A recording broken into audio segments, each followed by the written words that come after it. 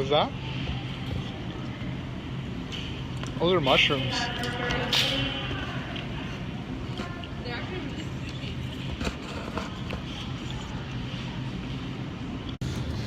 Gotta get them broccoli. Alright, 2 bags of broccoli for the health. Alright guys, there you can see a little bit of my prep food that I'm gonna eat for these next 15 weeks. Got a little bit of everything. Kind of discuss my macros, discuss everything I'm going to be doing for the next 15 weeks, and kind of discuss how I will be approaching and how many macros I have, all the good stuff. My grocery haul. Alright, so I got go around and kind of show you guys what I got for each of my foods. Got my carbs, got my fats, got my veggies, got my fruits here, and kind of go over on kind of what I'm going to be eating or what kind of food I eat during my prep. It's a little different. I mean, I'm not too big on the specific kind of foods because I do track my macros whenever I diet. Essentially, whenever you're trying to lose weight or trying to lose any sort of body fat, weight, or gain weight, essentially all you really need is to make sure you know how many calories you have per day, and then subtract it by 200 or 500 calories, and then you'll essentially be able to figure out how much calories you need to lose weight. Basically, you need to create a caloric deficit in order to lose weight, or a caloric surplus if you need to gain weight. So with that all being said, the way you do that, and I'll explain in a later video, is you track your macros. And you need it for every person. It's going to be different. So every person has the amount of gram protein they need per day, grams of fat they need per day, and grams of carbs they need per day. I haven't figured mine exactly out what I'm going to do for these next 15, 16 weeks, but I'm going to give you kind of a rundown of what I would normally eat, what kind of foods I would normally eat. I still lean more for whole foods rather than so much of the, you can say, processed bad foods, which, again, essentially you can eat whatever you want, lose weight, you can eat whatever you want and gain weight. You can eat healthy food and gain weight, you can basically eat good food and gain weight. It doesn't really matter. Again, it's calories that are really going to matter, but I do tell people when I say that, take that with a grain of salt. You always want to make sure you're still putting vitamins and minerals, vital nutrients into your body. So it doesn't mean you can eat a pizza and a donut each day and guarantee you'll lose weight, but for your health it might not be the most optimal thing to do. So with that being said, I still opt for whole or cleaner foods. You could say not cleaner foods, but whole foods. So that is going to provide more vitamins and minerals, nutrients to your body. Going to keep you fuller, going to keep you more satisfied, not going to keep you hungry. Or not going to give you hungers for so long. So this is not all the food I'm going to be using for the prep, but this is kind of a short rundown. Me and my girlfriend just went down to the store and we picked up some groceries for the week that will help me, but I'll kind of run down through everything, kind of explain what I'm using it for, what it's good for, and stuff like that. So obviously eggs are a staple in my diet. I always have eggs every morning. Now I'm going to primarily be using my eggs for my protein and some of my fat. If I use whole eggs, I do have egg whites in the fridge that I'll be using mainly also for my protein, but I like to use whole eggs. Again, just for healthy fats, it makes it taste better. Kind of one of my big protein sources I use every single morning. And one of the protein sources I like to use is this is 99% fat-free ground turkey.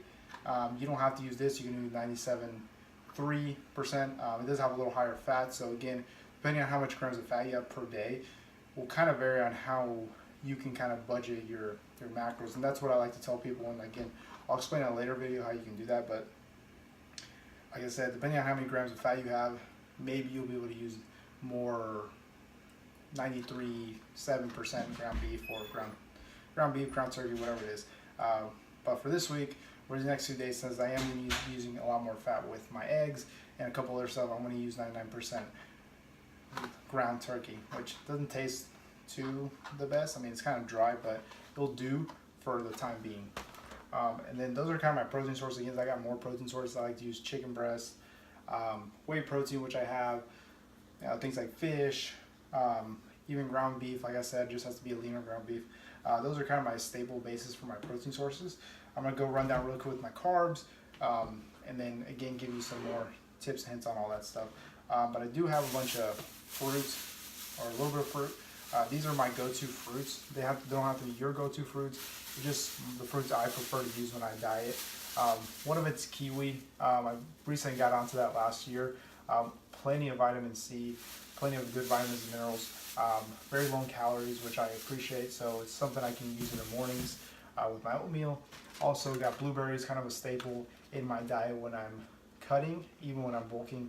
Usually when I'm dieting down for trying to get leaner. I love to use blueberries. Again, very low in calories. A lot of antioxidants, can help you digest the system a lot. Strawberries, again, very low calories. You can eat a bunch of them and they won't give you too much carbs. So again, when you're low on carbs, especially as you get longer and deeper into the prep, it's gonna be super important that you keep food that are gonna keep you fuller longer, and strawberries are my go-to. Those are kind of my fruits. I also like to use bananas a lot. Those are kind of my 4 staple fruits that I use during my prep. I don't really vary too much on some of those, but occasionally I may change it up if I need to. Watermelons, stuff like that is going to be good for you. Apples, but those are kind of my 4 staple fruits I stick with. For my veggies, I usually just go with plain old broccoli in a bag, put it in the microwave, cook it for a bit, and then bring it out. It's simple, easy for me to do.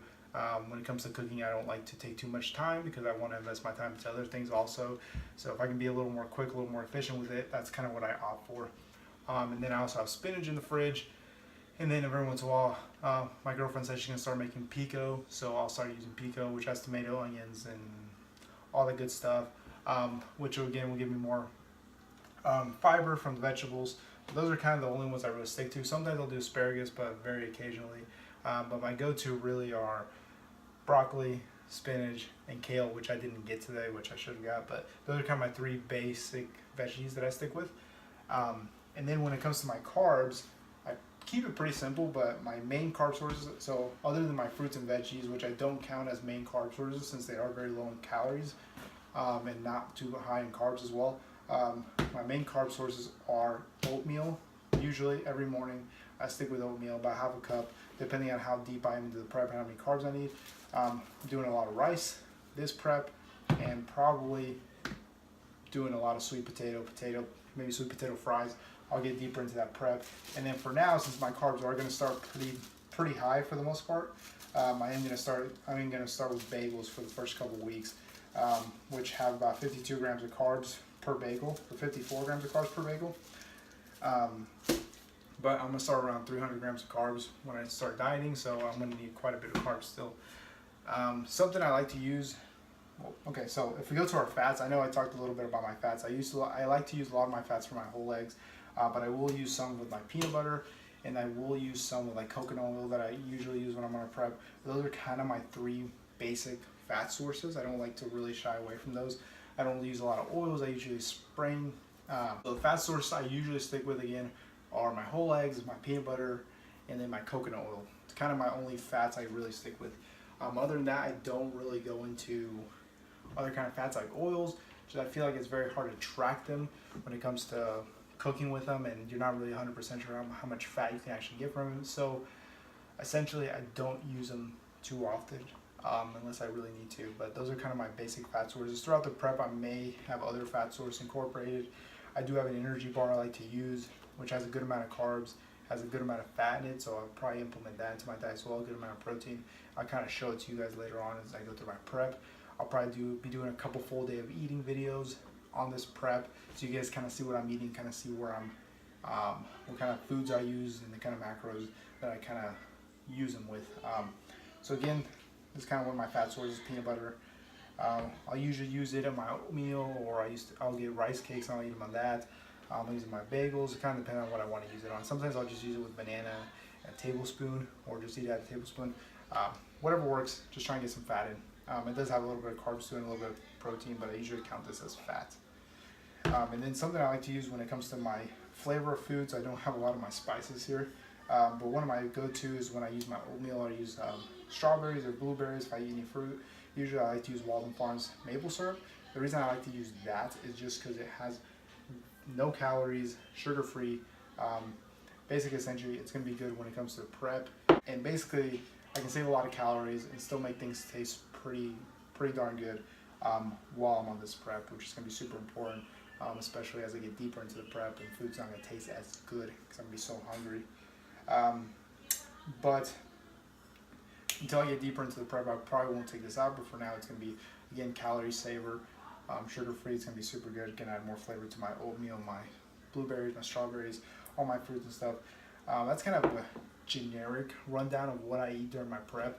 I mean, considering when I do say I track macros, I mean, I will incorporate, especially early on in the prep, I may incorporate some kind of cereal, maybe some kind of, different kind of fat sources with the cereal, or not the cereal in general, but just anything in general.